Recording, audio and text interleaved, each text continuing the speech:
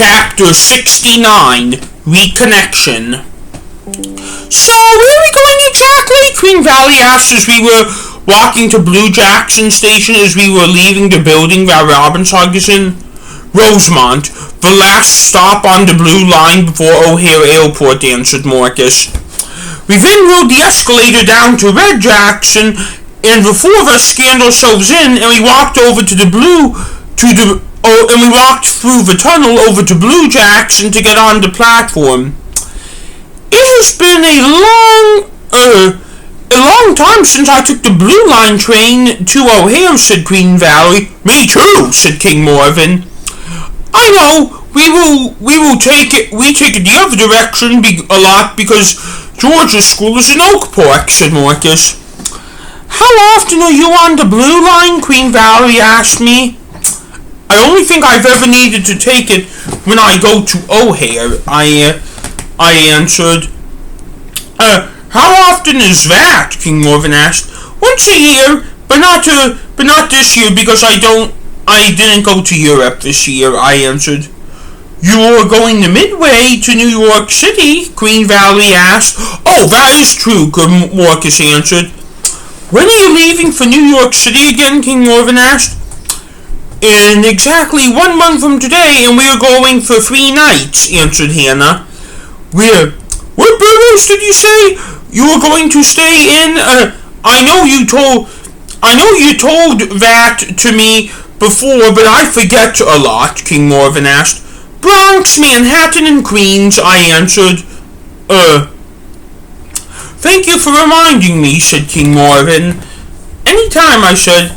The train is coming, said Marcus. The Blue Line train heading to O'Hare pulled into Jackson. We boarded and we were off. It was about a 40-minute ride to Rosemont.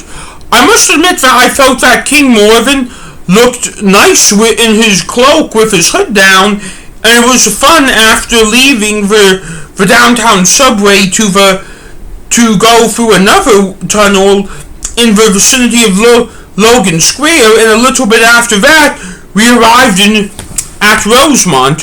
Once we got off the train, we could see the planes in the control tower of O'Hare very quickly. So where are we going now? Queen Valerie asked. We were going to the apartments about a mile and a half down River Avenue, which is the street we are on to the apartments on the right, and we are going to 150. Well, beautiful day for the walk, said King Morven. I know, but that is because of global warming, said Marcus. I know, said King Morven.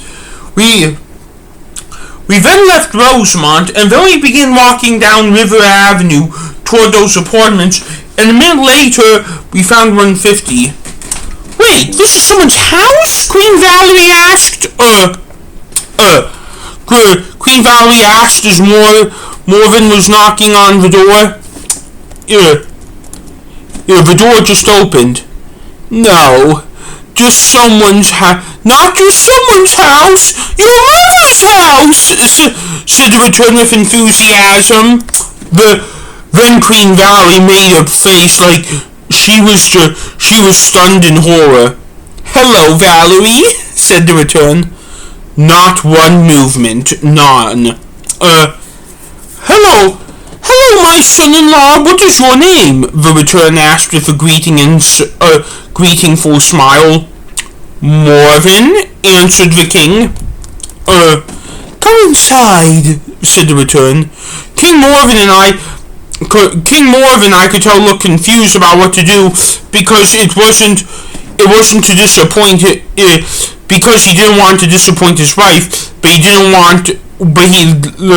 went inside anyhow. Queen Valerie soon followed, but she said she was walking in.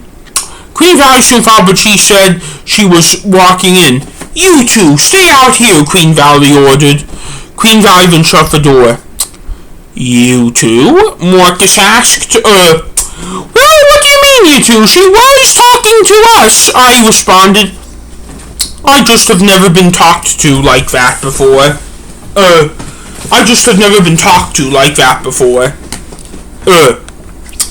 Neither have I, but I am not offended by it.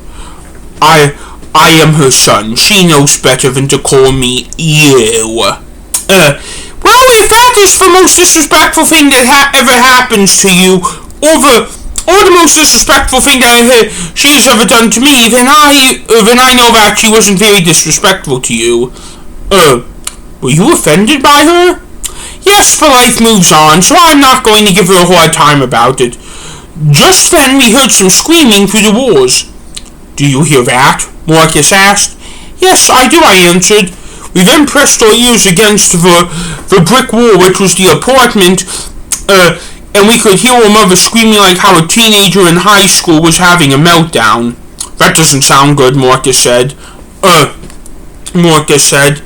I know, I said. Hopefully with how she is crying, that she is going to be atoned for. Why do you think that?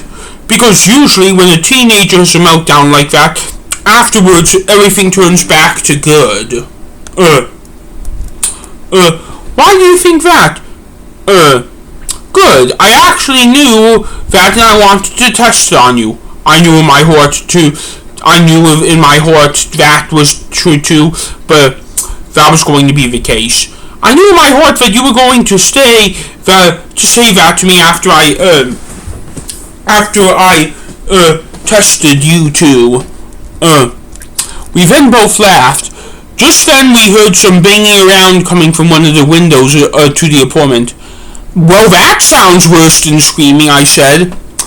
I hope no one gets hurt in the end, said Marcus, who I could tell in his tone of voice was more worried than I was. We then heard some more window banging.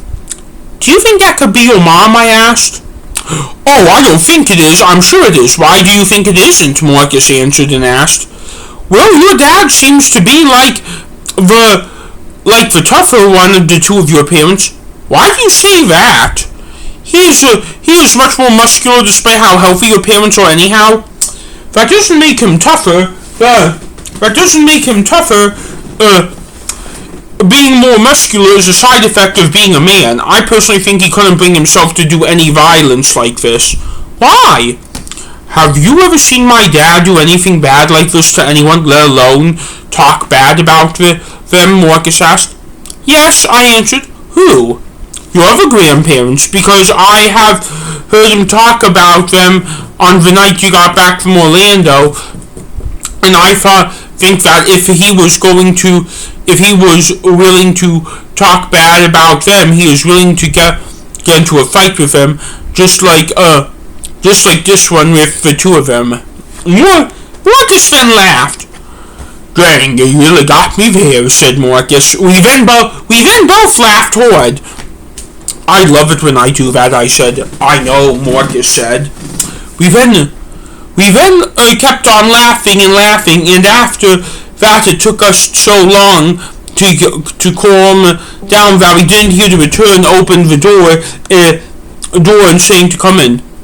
Hey, Marcus and Hannah, you can come in now, said the return, loud enough to get our attention. We then entered the return's apartment, and the first thing we saw was Queen Valerie in a ball and curled up into King Morven and whimpering on him with his arms wrapped around her.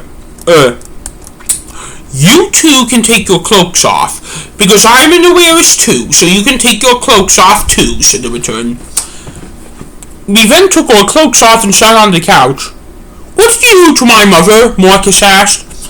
We saw a little shouting match, but we are okay now. Right, Valerie? The return asked. The monarch just kept on crying. She'll be fine. Believe me, said the return. I hope I can do that, said King Morven, really upset. I then saw King Morven kiss his wife on the head and then give Marcus an evil look. Morven, I know that you were upset, but at last I have reconnected with her, and have a relationship with her now, said the return. No comment, King Morven said. I then saw the Queen Valerie say something to him quietly, but I couldn't make out where it was. She says she is sorry for how she treated you when you disappeared when you got widowed, said King Morven. Thank you, said the return. No one said back to the return that she was welcome. Mom, I am sorry for how I treated you when Dad died, said Queen Valerie. I know, said the return. But you have to admit it was partially your fault, said Queen Valerie. Valerie, I say it was partly my fault. I wish I got out of our asylum sooner, and I didn't, and I am sorry about it, said the return, like she said many times and didn't want to have to say it again. Why did you have to stay that long? Queen Valerie asked. Because it was a shock, said the return. So it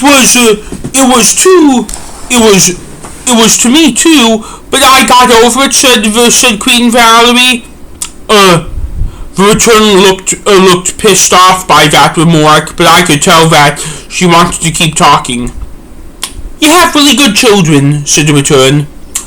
They deserve to have a better grandmother than you, said Queen Valerie. Mom, said Marcus. The return then stopped Marcus from saying anything more. Let me handle this, because I am the oldest one here, said the return. Oh, sorry, said Marcus.